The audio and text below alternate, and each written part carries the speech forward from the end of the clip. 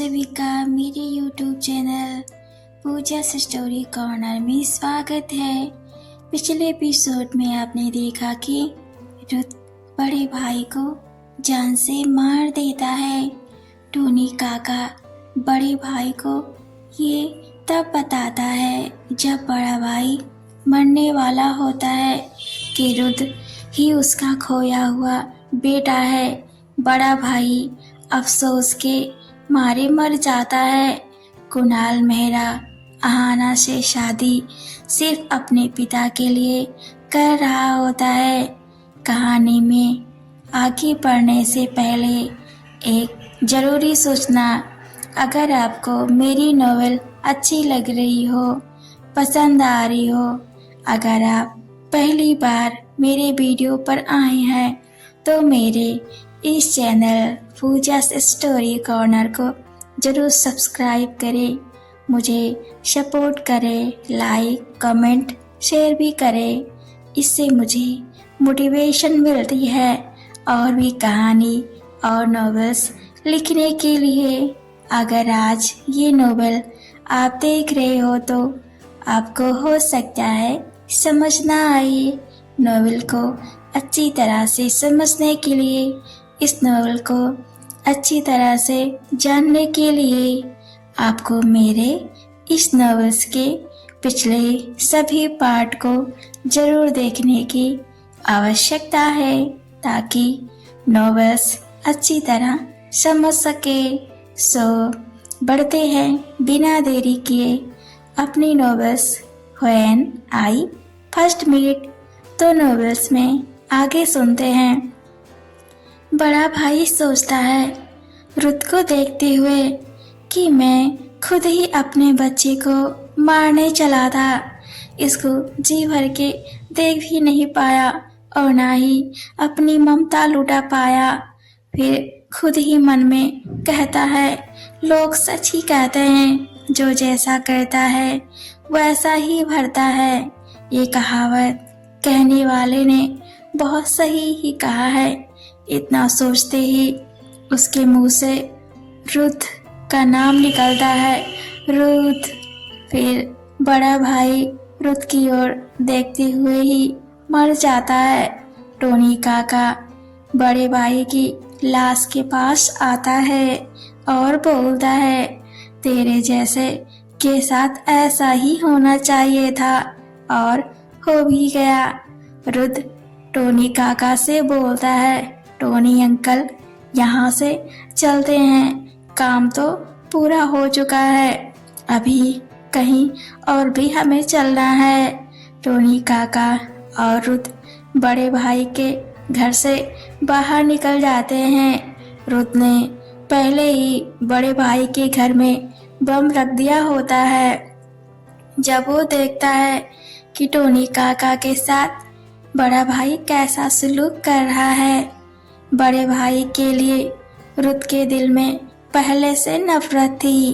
अब उस नफरत का अंत हो चुका था बड़े भाई के मौत के साथ। तो रुत बड़े भाई के घर को ब्लास्ट कर देता है, जिससे बड़े भाई की लाश और उसके सभी गुंडे के लाश सभी उस आग में जल जाते हैं। रुत नफरत की स्माइल लेकर अपनी कार में बैठता है। टोनी काका उसे देखकर खुश होते हैं, मन में कहते हैं, आर्यस इज बैक। फिर कार में बैठ के निकल लेते हैं। उधर आहाना के सभी दोस्त आपस में कुछ खिचड़ी पकाती हैं, जिसकी भनक आहाना की सौतेली माँ को हो जाती है। आहाना की सौतेली माँ उन लोगों के पास आती है और बोलती है, तुम लोग ऐसा कुछ भी मत करना जिससे तुम सभी और तुम्हारी दोस्त खतरे में पड़े। आहाना की सभी दोस्त आहाना से मिलने आती हैं और एक लेटर आहाना के तकिए के नीचे चुपके से रख देती है, क्योंकि उसके साथ आहाना की सौतीली माँ भी आई होती हैं, क्योंकि उनको शक होता है कि अगर ये लोग अहाना से अकेले में मिली तो उनके किए कराए पर पानी फिर जाएगा। अहाना की एक दोस्त अहाना की सौतेली माँ को बातों में उलझा देती हैं और एक तकिए के नीचे चुपके से लेटर को रख देती है। अहाना से सभी बाय बोलकर चली जाती हैं। अहाना की सौतेली माँ अहाना की नजरों में अच्छी बनती हुई बोलती है, जैसे कि सच में उनको अहाना की बहुत परवाह हो। अहाना से बोलती है, अगर तुमको ये शादी नहीं करनी है तो तुम मना कर सकती हो, कोई जोर जबरदस्ती नहीं है तुम्हारे साथ। तुम्हारी बेचारी दोस्तों को यही लगता है कि मैं फोर्स कर रही हूँ तुमको कुणाल मेहरा से शादी करने के लिए। बेटा, अपने आप से भी ज्यादा मैं तेरे बारे में सबसे पहले सोचती हूँ। क्या मैं एक बुरी माँ हूँ? अहाना बोलती है, नहीं माँ, आप इस दुनिया की सबसे अच्छी माँ हैं। बस मैं ही आपको समझ नहीं पाई थी। मैं बहुत खुश हूँ। बाबा भी मुझे देखकर खुश होंगे। अब मैं किसी को भी दुख नहीं दूंगी। अहाना की सौतेली माँ मन में बोलती है, बड़ी आई, तुझे तो तेरी असली औकात कुणाल मेहरा दिखाएगा। जितना प्यार यहाँ पा लिया, जितनी आज़ादी यहाँ मिली, उसका एक दिन का भी पाने के लिए तरस जाएगी। तेरे जाने के बाद करोड़ों की मालकिन बन जाऊंगी। अपने गांव की सबसे अमीर महिला बन जाऊंगी। हर कोई मेरी तारीफ करेगा, हर कोई मेरी गुलामी करेगा। बचपन से लेकर आज तक बस गरीबी में जीती आई हूँ। तेरे बाप ने मुझे कभी खुश नहीं रखा, बस तेरे बारे में ही सोचते रहते थे। मुझसे शादी करके मेरी जिंदगी बर्बाद कर दी। उसने मुझे कभी भी अपनी पत्नी होने का दर्जा नहीं दिया। पैसा आते ही किसी अमीर खानदान का हैंडसम आदमी देखकर शादी कर लूंगी। अहाना बोलती है, माँ, रात काफी हो गई है, आप सो जाइए, बहुत काम है, कल मेरी शादी भी तो है। अहाना की सौतेली माँ बोलती है, ठीक कह रही है तू, अच्छा तू भी सो जा। इतना कहकर उसकी सौतेली माँ उसके रूम से चली जाती हैं। अहाना अपने बेड पर लेट जाती है और सोचने लगती है, रुद्र अब इस समय क्या कर रहा होगा। जैसे अहाना को ये पता है कि रुद्र जरूर आएगा उसकी शादी रोकने। फिर लेटर की याद आती है तो सोचती है, क्या पता वो सच में ना आए। तभी वो लेटी हुए अपना तकिया सही करती है तो उसे कुछ आवाज सुनाई देती है। तकिए की रगड़ से कागज आवाज कर रहा है तो अहाना उठ के तकिए को हटाती है तो उसे लेटर मिलता है। उसे अनफोल्ड करती है तो उसकी दोस्त ने लिखा होता है कि तुम्हारी माँ तुम्हारे साथ बहुत बड़ी साजिश रच रही है। वो तुमसे हम सभी को दूर रख रही है। तो अहाना को याद आता है कि माँ भी उन लोगों के साथ ही मेरे रूम में आई थी। लेटर को आगे पढ़ती है। आगे लिखा होता है, कुणाल मेहरा ने कुछ बहुत बड़ा प्लान किया है। हमने उसके पिता के साथ इशारे में बात करते हुए देखा। इससे साफ है कि कुछ बहुत बुरा करने वाले हैं ये सब मिलकर तेरे साथ। तो अपना सामान समेट, और हमें कॉल कर, फिर हम बताएंगे कि तुझे क्या करना है। अहाना लेटर को लेकर सोच ही रही होती है कि उसके पास रखी मोबाइल रिंग करने लगती है। वो देखती है कि उसकी सौतेली माँ की मोबाइल उसके रूम में छूट गई थी, वही रिंग कर रही है।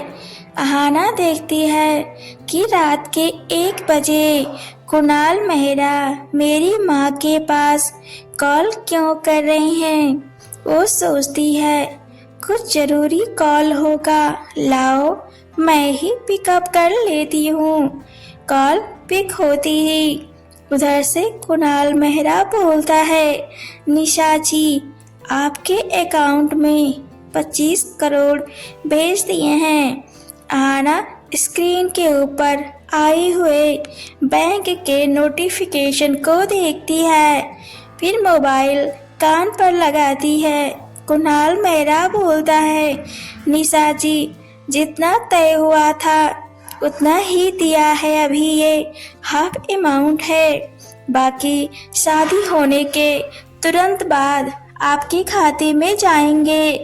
और हाँ, कोई भी चालाकी करी तो पता है ना, आपने खुद अपने पति को तकिए से दबाकर उनका दम घोटा था ताकि वो आपके और पैसों के रास्ते में न आए।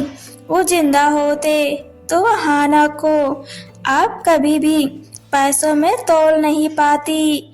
याद रहे, जब तक अहाना को नहीं पता चलता तब तक ही आप उसकी अच्छी माँ बनने की एक्टिंग कर सकती हैं। ध्यान रहे, अहाना का सौदा हो गया है, कल वो मेहरा खानदान की बहू हो जाएगी।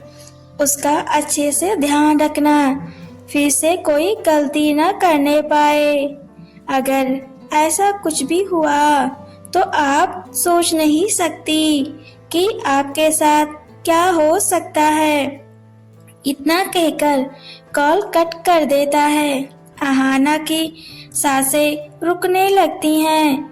दीवार पर लगी बाबा की तस्वीर को देखने लगती है और सोच के चक्कर खाके नीचे गिर जाती है और बाबा की तस्वीर को देखते हुए बोलती है, बाबा मैं आपको बचा नहीं पाई, मेरी वजह से आपकी मौत हुई है। माँ तो माँ कहलाने के लायक भी नहीं है।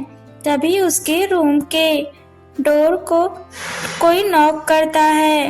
अहाना खुद को संभालती है और माँ के मोबाइल का पासवर्ड उसे अच्छे से पता होता है, क्योंकि माँ अपने हर मोबाइल में एक ही पासवर्ड रखती थी। अहाना जल्दी से मोबाइल अनलॉक करती है और बैंक का नोटिफिकेशन और कुणाल मेहरा का कॉल डिलीट कर देती है। फिर मोबाइल लॉक करके रख देती है। नींद में होने का नाटक करती है और बोलती है, जी माँ आप सोई नहीं। उसकी सौतेली माँ बोलती है, बेटा लगता है मेरा मोबाइल तेरे पास छूट गया है। अहाना बोलती है, 1 मिनट माँ देखती हूँ। अहाना मोबाइल को ढूंढने का नाटक करती है और कुछ देर बाद बोलती है, हाँ माँ मिल गया। फिर आंख मांझते हुए डोर ओपन करती है और चम्हाई लेती है, जिससे उसकी सौतेली माँ को लगे कि अहाना सच में सो गई थी, अभी नींद से तुरंत उठी है। मोबाइल अपनी सौतेली माँ को देकर अहाना डोर बंद कर लेती है। उसकी सौतेली माँ अपने रूम में चली जाती हैं और चेक करती हैं कहीं कुणाल मेहरा का कॉल तो